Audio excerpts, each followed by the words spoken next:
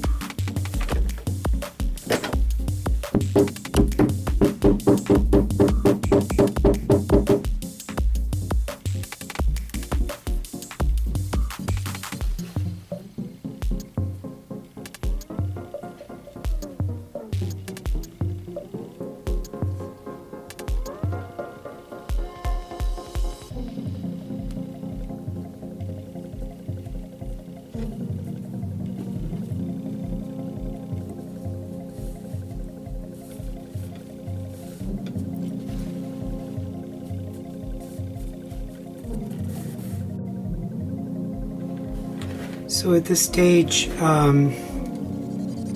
as you have seen, I cut the new lining using the separate pieces of the original lining. And so here it is. What I've done is, you might recall that I left about 1 inch of the original sticky lining, and I will be folding this new lining right at the edges, and then I'll be stitching it all around. That is not the way that you normally would replace the lining on this, but I think this method might help in certain situations. And so this is, I think, one way to work things through. Now I've used the original label. I cleaned it out as much as I can. I ended up using the original zipper. I just used the stops on each side, and it seems to work properly. So that is really, what you want to happen. So in the next stage, I will be stitching this. I will try to keep the stitches as close together as possible, as tight as possible, as well as invisible as possible, because you shouldn't be able to see a stitching here, but I will do my best at stitching that up.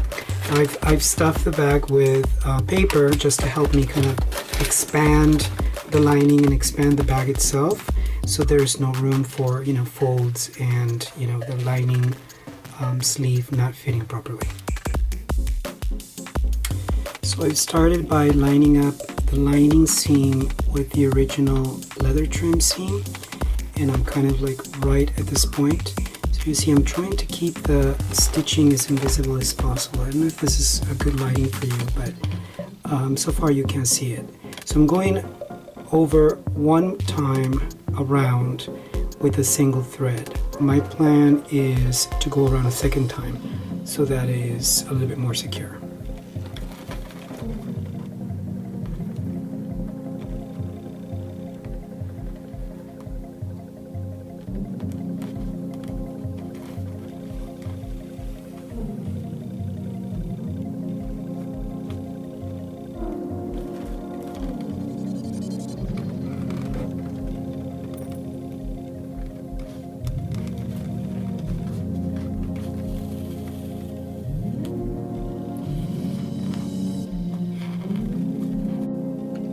And here's the lining already completed, and I have, as I said before, gone and done somewhat of an invisible stitching right in this area.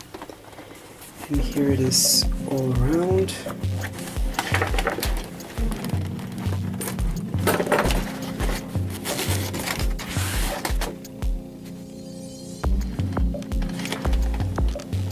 So this sort of method allows you to, just come up with a replacement lining that will work with a lot of, different items that, like this one, would require otherwise to remove this whole leather piece so that you could replace the lining. So I hope that you found this method useful. I hope that you might be able to apply a similar strategy to your projects. And here you have the end result. No more sticky lining. I thank you again for joining this edition of Paris Craze. We'll see you next time.